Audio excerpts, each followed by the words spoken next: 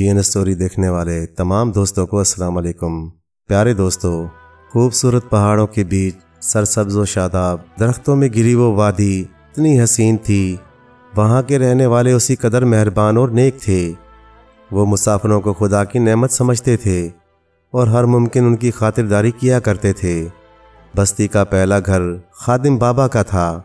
हर मुसाफिर उनके घर से होकर बस्ती में दाखिल होता था, इसीलिए सबसे ज़्यादा खादिम बाबा को ही लोगों की खिदमत का मौका मिलता था और इसी खिदमत गुजारी के बाइस वो सब लोगों में मोतबर और नेक नाम मशहूर थे। एक मर्तबा उन्होंने एक दरवेश बुज़ुर्ग की खिदमत की तो बुज़ुर्ग ने उन्हें 3 अजीब व गरीब सिफ़ात की हामिल चीज़ें दी जो खादिम बाबा ने संभाल कर रखीं। और फिर एक दिन जब उन्होंने महसूस किया कि उनका आखिरी वक्त नज़दीक आ चुका है तो उन्होंने अपने इकलौते बेटे को बुलाया और नसीहत करने के बाद बोले, बेटा, ये आर्जी दुनिया है, हर जानदार को आखिर ख़त्म होना है। मेरा वक्त भी शायद करीब आ चुका है, फिर तुम इस दुनिया में अकेले रह जाओगे।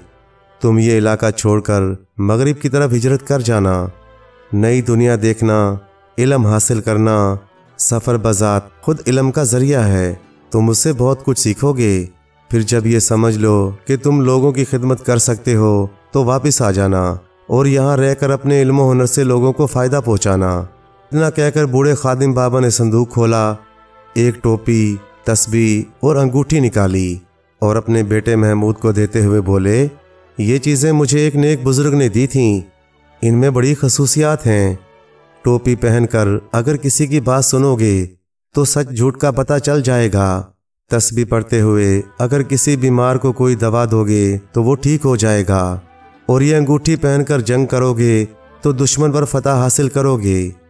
बूढ़े खादिम बाबा ने इन चीज़ों के मुतालिक अपने बेटे को ख़ास हिदायतें भी दीं।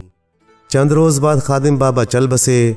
महमूद ने बाप की आखिरी रसूमात अदा की और बाप की नसीहत के मुताबिक नई दुनिया की सैर को निकल पड़ा।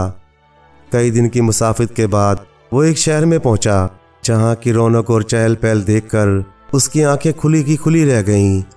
उसने सोचा कि यहीं रहकर इल्म हासिल करना चाहिए। उसके पास माकूल रकम मौजूद थी। उसने एक सराय में क़याम किया और कई दिन तक शहर की सैर करता रहा। एक दिन मनादी हुई कि सब लोग जमा हो जाएं, बादशाह सलामत गद्दारी के एक मुकदमे का फैसला सुनाएंगे। महमूद मुकदमे की कार्रवाई देखने पहुंच गया।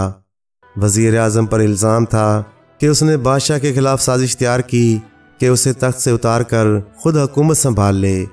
तमाम गवाह मौजूद थे मगर मुल्ज़िम जुर्म कबूल करने से इनकारी था। काजी ने मुकदमे की तफसील से बादशाह को आगाह किया। बादशाह ने वज़ीर से आखिरी मर्तबा पूछा कि अगर वो तस्लीम कर लें तो उनकी माफ़ी पर गौर किया जा सकता है, मगर वज़ीर आज़म ने जुर्म मानने से इनकार कर दिया और कहा उसे बेगुनाह फंसाया गया है। बादशाह गुस्से में फ़ैसला सुनाने ही वाला था कि महमूद उठ खड़ा हुआ। वो शाही आदाब बचा लाया और इजाज़त लेकर बादशाह को तजवीज़ दी कि वो इस मुकदमे का फ़ैसला सुनाने से पहले उसकी दी हुई टोपी पहन लें और दोबारा मुकदमे को देख लें। बादशाह ने महमूद को परदेसी जानकर उसकी बात मान ली और जैसे ही टोपी पहनी एक गैबी आवाज़ से उसे पता चल गया कि तमाम गवाह झूठे हैं और वज़ीर आज़म उसका वफ़ादार है। बादशाह ने सख्ती दिखाई तो झूठे गवाहों ने इकरार कर लिया कि सिपा सालार के इशारे पर वो ये काम कर रहे थे। दूसरे ही लम्हे सब कुछ बदल गया। बादशाह ने वज़ीर आज़म को फौरी तौर पर रिहा करने का हुक्म दे दिया और सिपा सालार समेत तमाम मुल्ज़िमान को गिरफ्तार कर लिया। बादशाह ने महमूद को अपने ख़ास कमरे में तलब किया और इस हैरत अंगेज़ टोपी के बारे में दरियाफ़्त किया। महमूद ने सारी बात बता दी और बादशाह से कहा कि वो ये टोपी रख ले। बादशाह बहुत खुश हुआ और इसने महमूद को मुंह मांगा इनाम देने की पेशकश की, मगर महमूद ने इनकार कर दिया और इजाज़त लेकर वापस आ गया। उसे खुशी थी कि इसने टोपी मुनासिब शख्स के हवाले की है। कुछ दिन गुजरे तो पता चला कि पड़ोसी मुल्क ने हमला कर दिया है, क्योंकि सिपा सालार कैद में था जबकि कोई अच्छा सिपा सालार मैसर नहीं था। ऐसे में तो दुश्मन मुल्क ने सोचा कि ये अच्छा मौका है। बादशाह ने मनादी करा दी कि मुल्क पर हमला हो गया है, सब लोग अपने अपने हिस्से का फ़र्ज अदा करें। महमूद को ये जानकर खुशी हुई कि बादशाह खुद फ़ौज की क़यादत करेगा। महमूद बादशाह से मिला और उसे अंगूठी देकर उसकी खुसूसियात से आगाह किया। बादशाह बहुत खुश हुआ। मैदान जंग में अंगूठी से ना नजर आने वाली ऐसी शुआएं निकलती थीं जिनसे दुश्मन के सिपाही वक्ती तौर पर अंधे हो जाते थे। बादशाह ने बेजिगरी से मुकाबला किया। बादशाह की फौज ने भी दलेरी से लड़कर दुश्मन मुल्क को शिकस्त दे दी। अब बादशाह महमूद का गर्विदा हो चुका था। इसने महमूद को तलब किया, मगर पता चला कि वो किसी को बताए बगैर कहीं चला गया है। बादशाह ने इसकी तलाश का हुक्म दे दिया, मगर वो कहीं ना मिला। महमूद ये सोचकर वहां से रवाना हो गया कि अब बादशाह उस पर खुसूसी इनायत करेगा, और वो ये नहीं चाहता था। कई दिन की मुसाफत के बाद वो पड़ोसी मुल्क में पहुंच गया और उसे पता चला कि इस मुल्क का बादशाह जंग में जख्मी हो गया था और हकीमों ने उसे लाइलाज करार दे दिया था। महमूद दरबार में पहुंचा और बड़े हकीम से मिला। उसे अपनी तस्बीह देकर बोला कि तस्बीह पर अल्लाह का नाम पढ़कर वो बादशाह का इलाज करे। फिर महमूद की तवक्को के मुताबिक बादशाह तंदुरुस्त होना शुरू हो गया। हकीम नेक इंसान था। उसने बादशाह को सारी बात सच्चाई के साथ बता दी। बादशाह ने महमूद को बुलाया और कहा कि वो जो चाहता है तलब करे, उसे हर चीज़ दी जाएगी।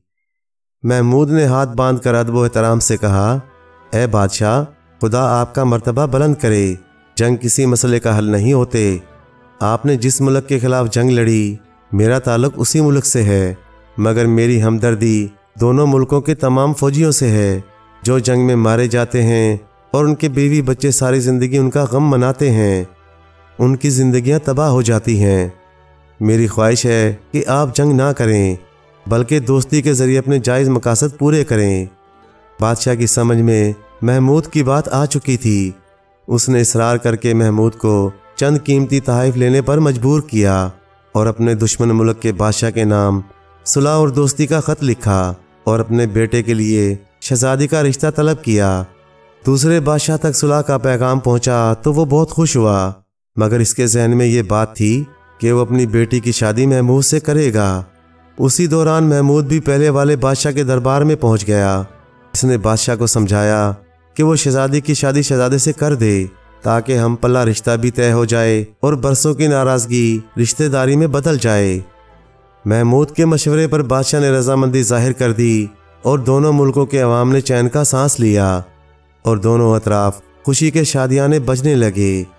महमूद अपने गांव लौट आया, जहां उसकी शोहरत उससे पहले ही पहुंच चुकी थी। बादशाह ने अतराफ के कई गांव महमूद के नाम कर दिए और वह अपने बाप के नक्शे कदम पर चलता हुआ लोगों की खिदमत करने लगा। प्यारे दोस्तों, कहानी अच्छी लगे तो लाइक करें, चैनल को सब्सक्राइब कर दें और मज़ीद इसी तरह की किस्से कहानियाँ देखने के लिए देखते रहें GN स्टोरी TV। शुक्रिया।